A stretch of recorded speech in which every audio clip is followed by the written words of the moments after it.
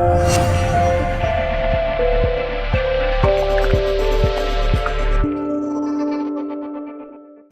dia. Good morning. It's such an honor to be here today and feeling inspired by all of you. So I want to thank you, the organization, for the invitation for being here today. And I want to start by telling you a story. It's a small story about finding your mission for your life. So there was a little girl that lived in Aveiro. Aveiro is in the north of Portugal, and it's by the sea. So this little girl liked to walk through the beach, long walks, and doing beach combing. Do you know what is beach combing?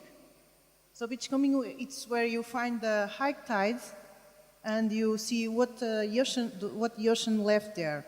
So what this little girl was finding was all these gorgeous seashells and seaweeds, the brown, the green, the red seaweeds.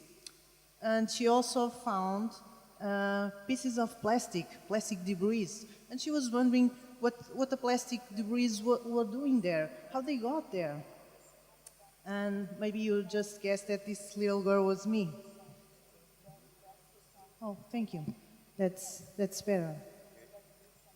And so this little girl grew up, and she thought she wanted to be a vet surgeon, because when she went to school, she was always giving her food and her lunch to the cats and dogs that she was feeding on the street. And she wanted to be a vet surgeon because she wanted to stop all that suffer that she was seeing, all these sick animals, and she didn't know how to do it. And then me, ended up in another graduation called Animal Production, Zootechnical Engineering. And what you do in that graduation, you learn how to raise animals and then to kill them, to eat them. And this was not me. So I ended up stop eating meat and campaigning for it. And then I studied up a little bit more and started to work as a biologist in environmental education. And this was in a public aquarium. This was a great challenge for me because, I'm a bit shy person. And, but I know I had all this information, and I wanted to pass on this information to these groups of kids and grown-ups that we had there in the public aquarium. And I had to do that. So I had to grab this challenge. And it was very, very, very good because, all that stuff that I was seeing when I was beach camping, I could explain that to the kids, and we could speak about the plastic debris, where did they come, and how could we stop that or reduce that. And then I did some other stuff. I also made some campaigns for the bees and the pollinators, explaining their importance. So I started up another environmental education project in the pedagogical apiary. And then I thought I could do some more. Yes, I can do some more. I can do some more to help people and the community and the environment. So I thought, why not starting a Transition Towns initiative in my town? So I did it. But when I started, I sent an email to lots of people, NGOs, projects, people that I knew related to social programs, environmental programs. And you know how many answers I received to that email? 0. But I didn't give up. And I met at work a colleague with whom I work today, which is Miguel. He's in the front, sitting there. And he said, Anna, don't give up. They will appear and they will follow you. And because he was the founder of the first transition initiative in Portugal, I believed him, and that was it. So 1 year later, I did some networking, and then I received lots of answers. And we made really lots of activities for the community, free activities on like free skilling, workshops and how to repair your bicycle, how to cycle, how to learn some stuff about how to feed yourself, how to plant, well, lots of stuff that I really can't tell right now, but you can check in Aveiro in Transição. You can look for Aveiro in Transition or Aveiro in Transição. Well, and then I did something more with Miguel. We founded a company, and this is a company that creates and sells products that help families to live a more sustainable life in a healthier way in using natural products. So this is a form of being a conscious entrepreneur. So what I like to tell you is that you have to find your mission in your life, and your mission is your life. You have a thread, and it's not a line. It's like this, but you have to find it, and you have to use all your voice and all your tools, all the tools that you have to do your mission, to form and to create a better world for us together, to live together. Don't do it alone. Find your partners and do it. Thank you.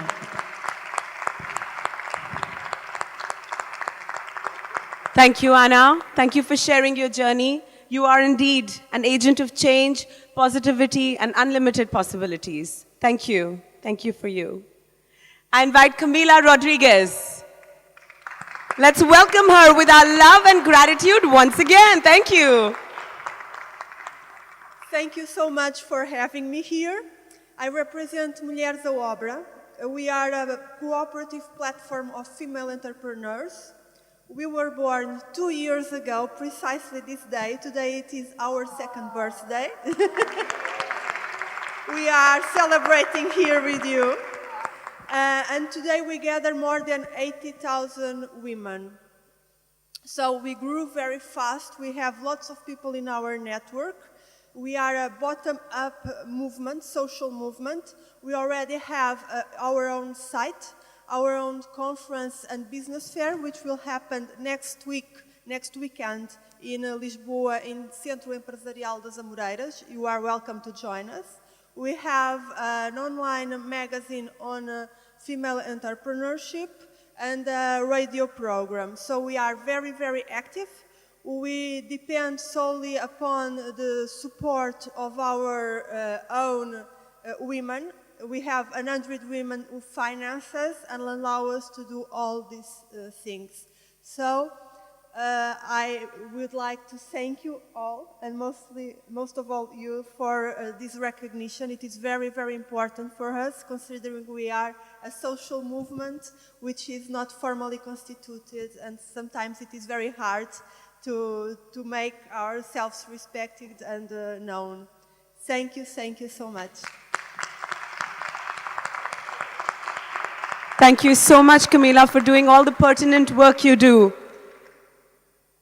I invite Francine Rodet.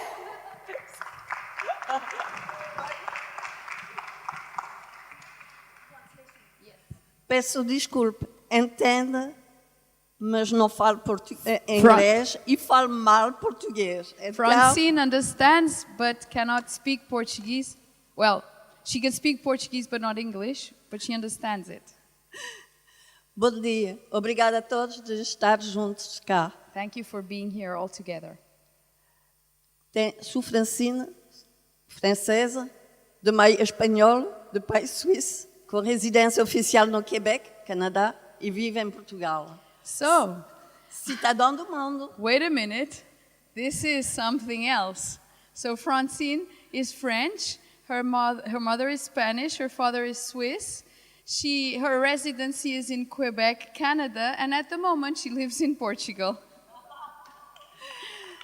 A true citizen of the world. Sou mulher, esposa, avó, educador de rua, voluntária em missão permanente e, como tal, faço várias coisas no mesmo tempo. Nada de especial tanto. I am a woman, a wife, a grandmother, an educator in the streets, a volunteer in a permanent mission, and so I do many things at the same time, though nothing special. Estar envolvido na agricultura biológica, comida saudável, saúde natural, para mim é normal, lógico. Porque para ter saúde devemos ter uma boa dieta. E para ter uma boa dieta precisamos de uma agricultura respeitosa do mundo e da planeta. To be involved in it's not biologic agriculture. How do you say it in English? Organic agriculture and healthy food and natural health, for me, that is normal, logical, because in order to be healthy, we need to have a good diet, and a good diet requires a respectful form of agriculture. Portanto, atualmente, a situação é grave, gravíssima.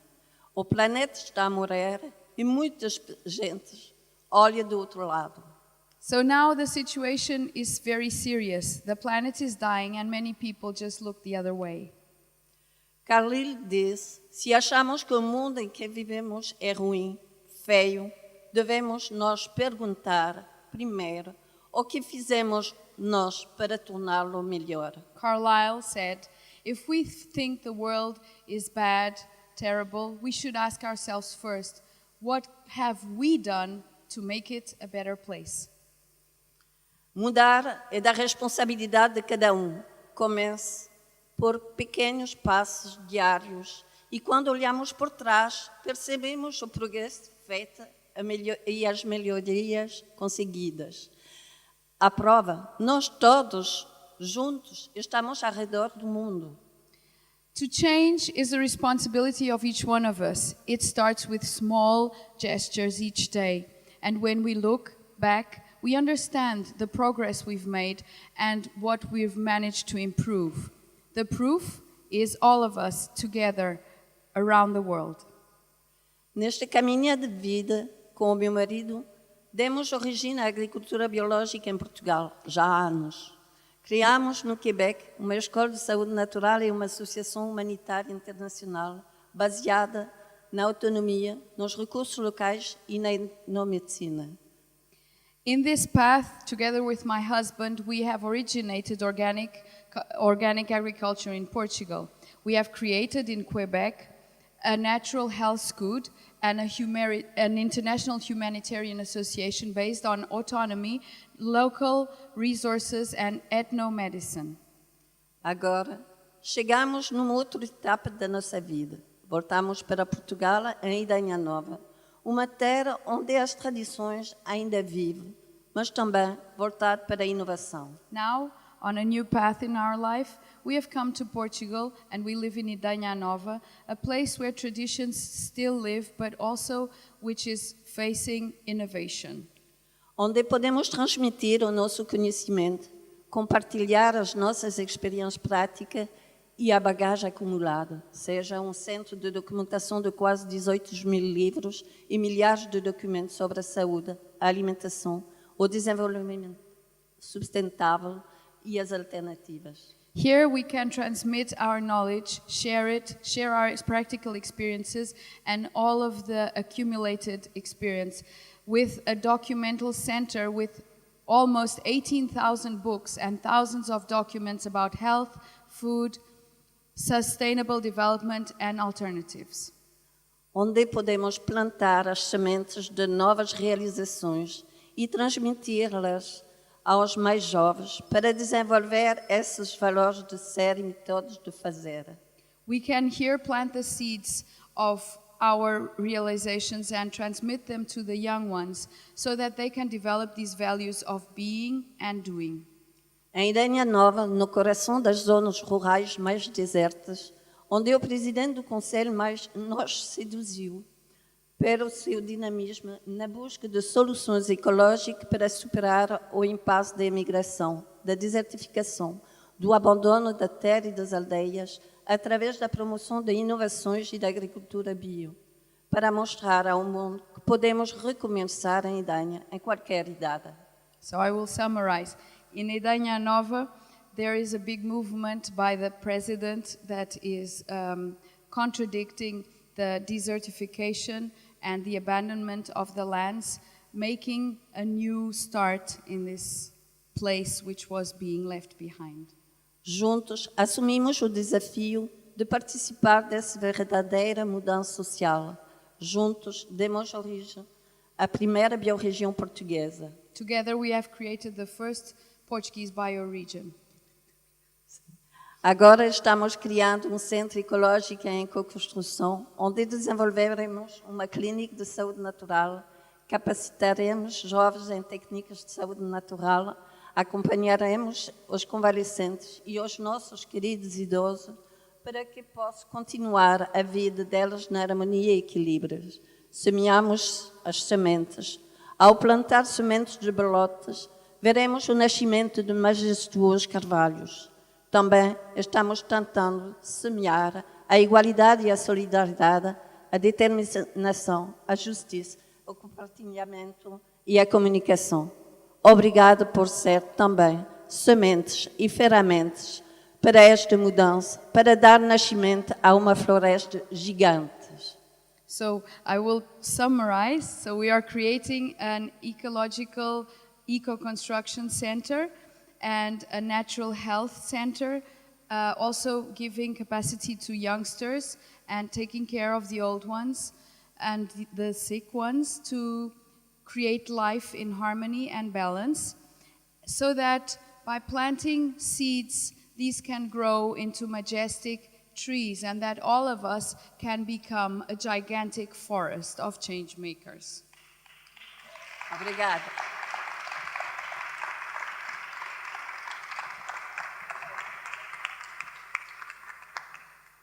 Thank you so much for the contribution, for the seeds you sow, the physical seeds that you sown into our precious resource, into the land, as well as the spiritual seeds you're sowing through the education work. Thank you so much. Invaluable contribution I think you're making for our future. Thank you. Obrigada. I invite Joana Coutinho.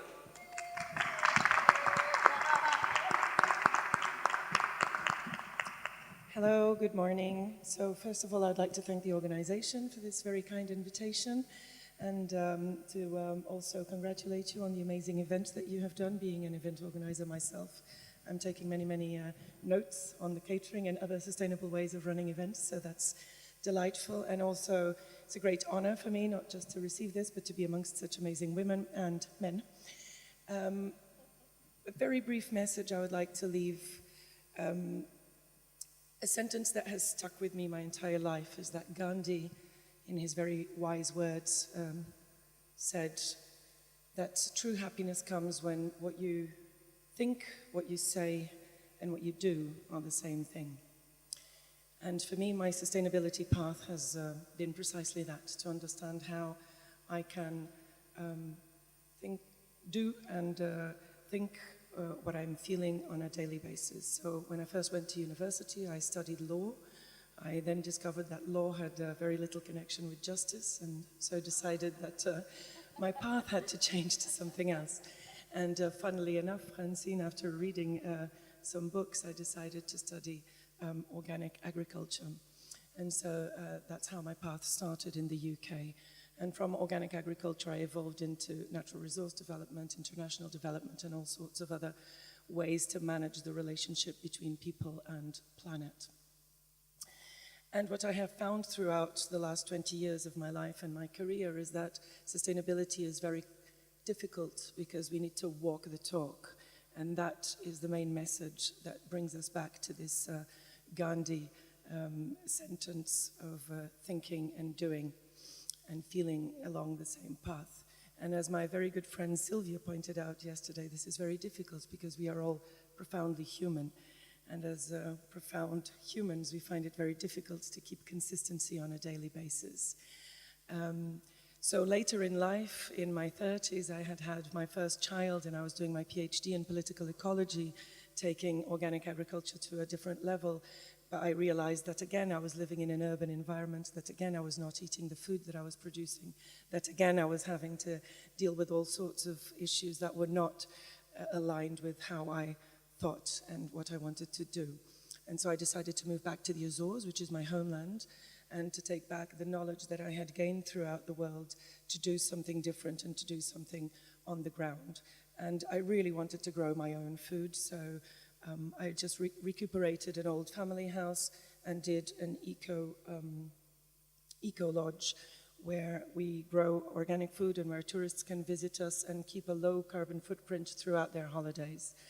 By doing this, we have had a very profound impact on the local community, not only by giving stable jobs and showing people that businesses can be run not just for profit, but also for social and environmental value. But we have also had a very large ripple effect on the region as a whole, because as a consequence of that, our regional government, our municipalities, and our businesses started thinking, hang on, maybe sustainability is one way that we can move forward and that we can do our things, and so change from business as usual into something that is better, not more. And so as a consequence of that, I was invited to start advising and doing consultancy in sustainability, and that's how Sustainazores was born. And with Sustainazores, we have been able to influence, lobby, and advocate for sustainability on a policy level, on an entrepreneurial level, and on a day-to-day level through education, schools, and all kinds of other things. I'm not going to bore you with the details. It's all online, and I'm available, so you can have my very lovely seed paper cards that you can contact me on later on. But just to say that it has been a journey, it still is a journey. I too am profoundly human, and so I constantly have to go back and check myself to see if what I am thinking, and what I am saying, and what I am doing are the same thing. They aren't always, but I try very hard every day. And if I leave a message here today, is for all of us to try and walk the talk, because if we don't, things will never change. And so I wish for you, as I wish for me, that what you think, what you say, and what you do are the same thing, and that you can find your happiness as I find mine every day. Thank you. Thank you so much, Joana. You've said it so evocatively that we're profoundly human.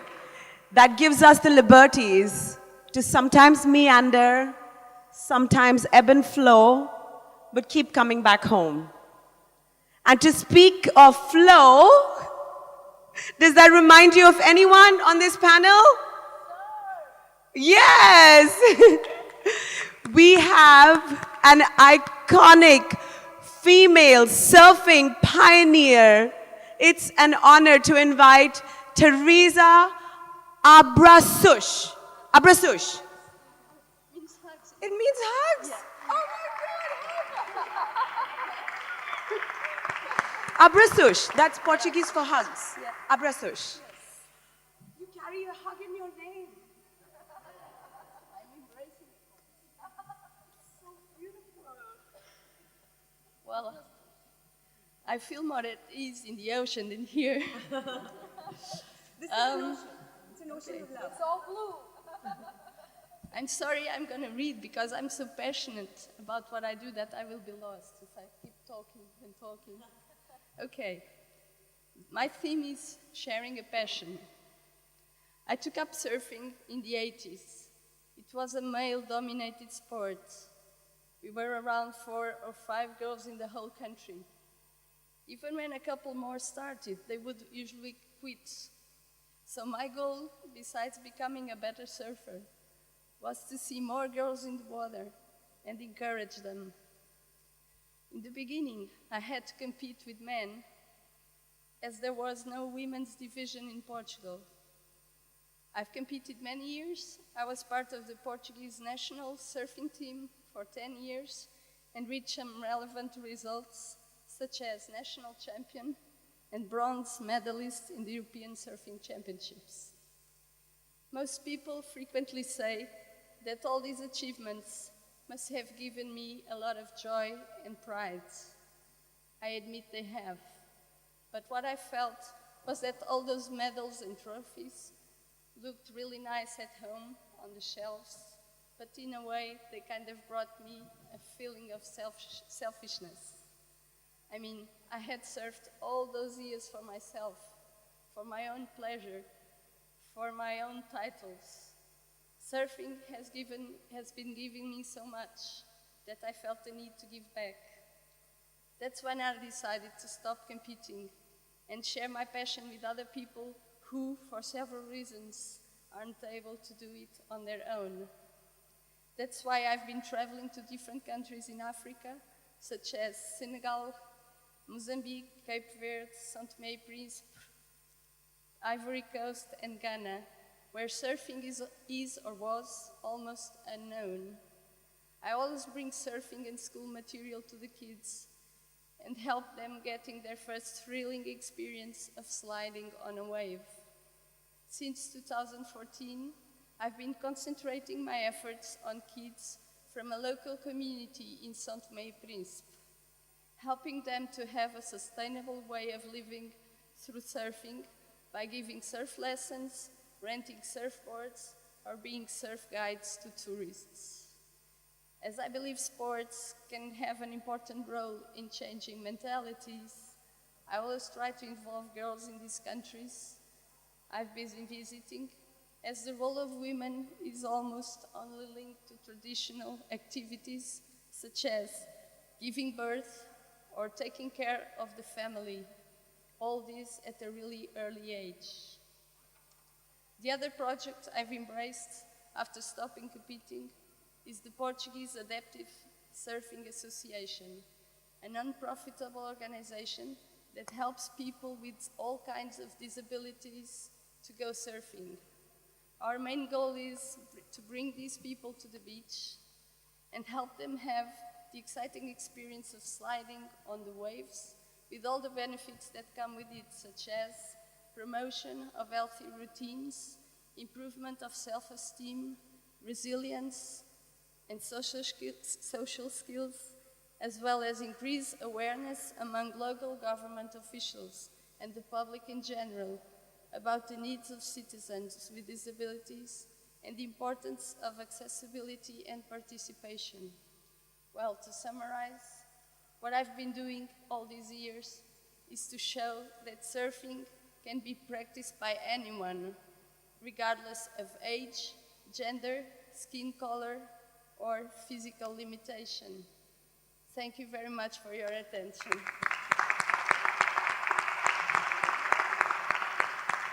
Thank you so much, Teresa. Your contribution is as humbling as it's inspiring. You are indeed a shiro. A shiro.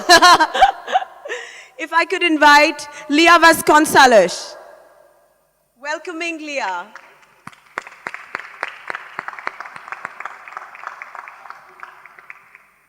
Good morning, everybody. I congratulate the organizing committee for bringing this international event to Tomar and to Portugal. Thank you very much. I also thank WF and all for honoring me with this award, an honor that I extend to my collaborators. This recognition gives me a feeling of accomplishment, and it is a nice stimulus to pursue my work. Putting it plain, what I do is putting people working together. That's my job, okay? And in the areas of environment and in areas of sustainability, and I put them co-construct something together, jointly. How did I get here? I was brought up in a multicultural environment. Dialogue caught my attention early as a key contribution to mutual understanding and collaboration. Genuine dialogue as a main role in overcoming misunderstandings and contributing to a more cohesive society. I took a degree in architecture, followed by a master in community planning in the US. That made me embark as a profession in developing plans, working with maps and GIS. But that contribution to me didn't change much what was happening. And I felt the need for people. People were needed to be brought to the process. So we need persons as well. As part of my research, I began questioning how and when information and knowledge were used, because our plans, our projects frequently were not even read. So I discovered that only information and knowledge with meaning to those involved were used in the decision-making process, and the building of more knowledge requires sharing and debating it. This is particularly relevant for environmental issues where uncertain and complex contexts create a lot of controversy and lead to radicalized positions. Collaborative processes are, as any other scientific field, supported by a conceptual framework fully required that must be observed to assure success. The use of genuine, sound, and professional collaborative process since primarily phase of a project proved to empower participants, give them voice, and amplify the voice of the less heard, and open the process to more flexible and better solutions. Within this frame of mind, and following a long involvement in the participatory component of the implementation of Agenda 21st in Portugal, that was an important experimental ground, I turned to challenge of addressing conflicts and got involved in two paradigmatic projects. Cova da Moura, a self-constructed multi-ethnic neighborhood that was part of a governmental experimental program, departing from a situation of conflict between the residents and the city hall, with residents seeking to maintain the neighborhood and the city hall wanting to tear down two-thirds of it. This taught me that although we, as experts, are afraid of conflict, then can be, if well framed, useful for engaging people in collaborative solutions, as all involved are already one step ahead in social, intellectual, and political capital. After this challenging experience, we applied to the prize of Sustainable Oceans of the Gulbenkian Foundation and Lisbon Oceanário in 2008. And we won with the project Margov to develop a collaborative model of governance for marine protected areas, proposing to address the conflict generated by the marine park in Arrábida that oppose artisanal fishermen and the manager by engaging interested parts in a genuine dialogue to build a constructive discourse among all. It was within this project that I coordinate the book, The Power of Dialogue, reporting a diversity of experience where dialogue and subsequent collaboration made a difference, building up bottom-up governance.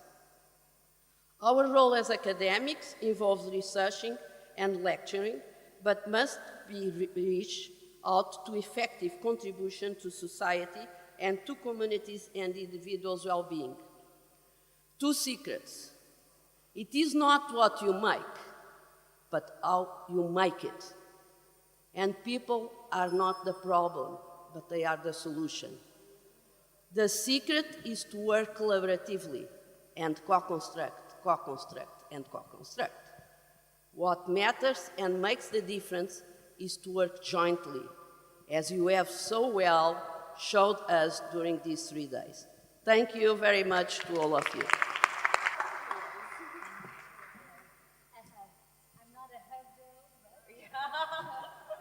I think this is my size, no? Thanks, dear God. If it's my size, it's your size. I wish. Okay. Hello, good morning. Yay, yay. So good morning, thank you so much for being here in the Sunday morning. Honestly, audience, you are incredible to be here. Yay.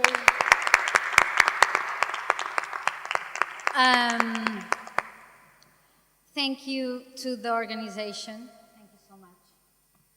Thank you, Rui Vasques. I'm not seeing him, but he's the reason I'm standing here. So thank you so much for this opportunity. And, okay. So, Sapana means dream, but I think awards give you a chance to do something. To think again, why and what the hell have you been doing for the last, in my case, 7 years? And I think 3 words come to my mind. Passion, passion for a human being, passion for a cause, Passion for the reason that I think the major waste in the world is skills waste, is the reason why people don't know who and what are they working for. And I think Sapana, since the beginning, we've been working individuals to become their best version within unemployed inmates with jails, with youth at risk. And we have, for example, in the case with unemployed, we have 82% of success rate in Portugal, saying it means 82 people in 100 started to work or create their own business. This is something starting in 2012 when we have such an unemployment rate. But the thing is, if the first word is passion, the second one is sacrifice. Sacrifice time with people that you love.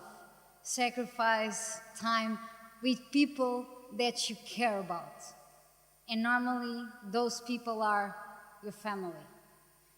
The people that you put in the second place. Your partner in crime, my boyfriend / husband, my parents, grandparents, the people that you really are so grateful for.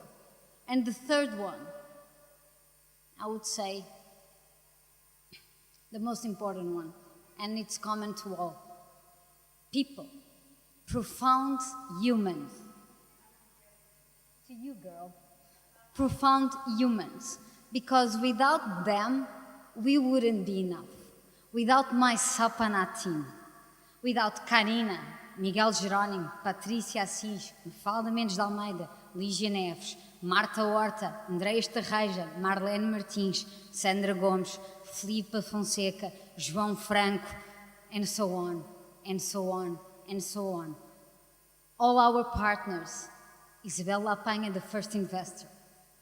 People who said us no and who made us more resilient. So awards are the ones who make us believe in something. Maybe when people say you no, they are saying you yes. Maybe when people say maybe you're not able or capable to do something, you have to sustain yourself. And I think, just to finish, for me, personally, awards says me something.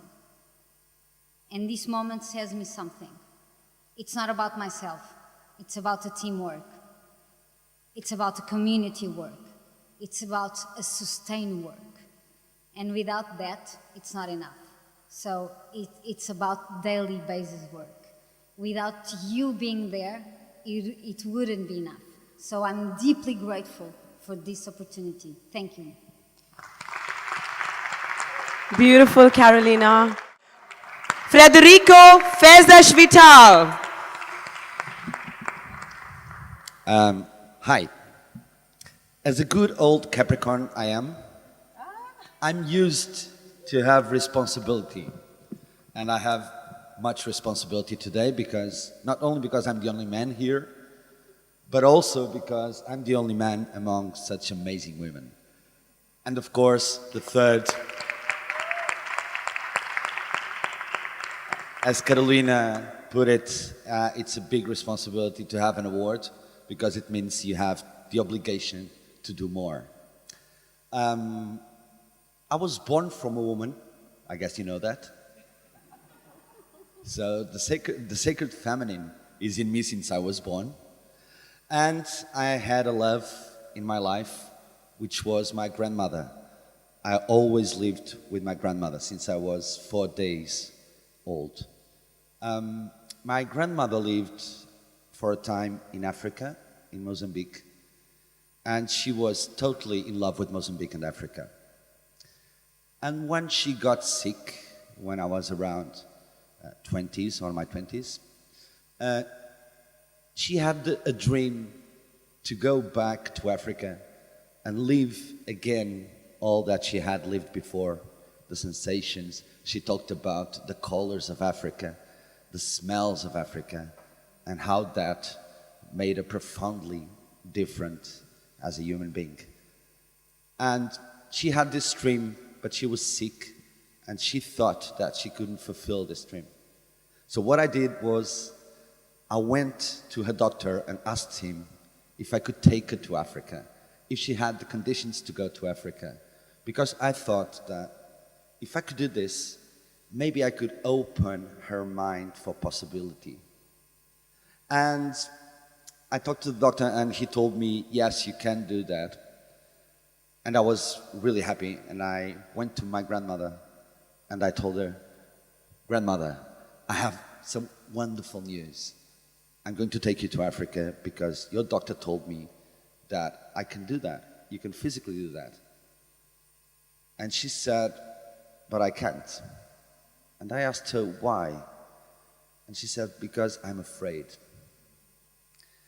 So when I started thinking, when I was around my 30s, 32 actually, what could I do to change the world? I started thinking in my greatest belief, which is that impossible is just a word, and we can do whatever we put our effort and strength into.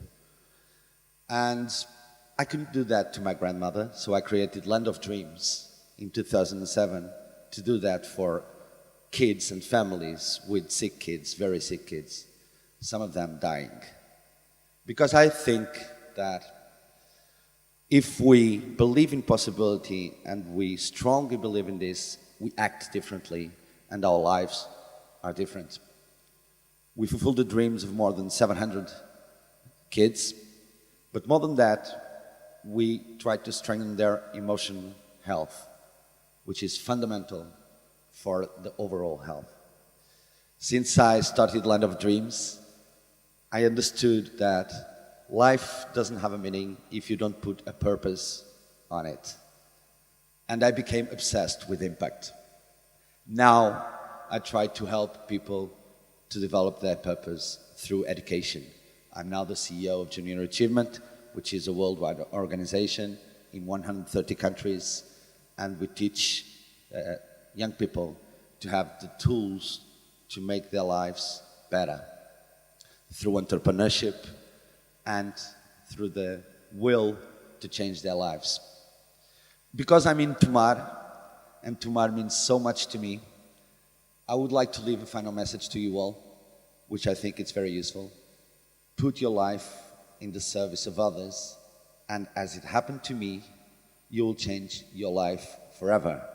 And I would like to give you this message, which is the motto from the Templar Knights.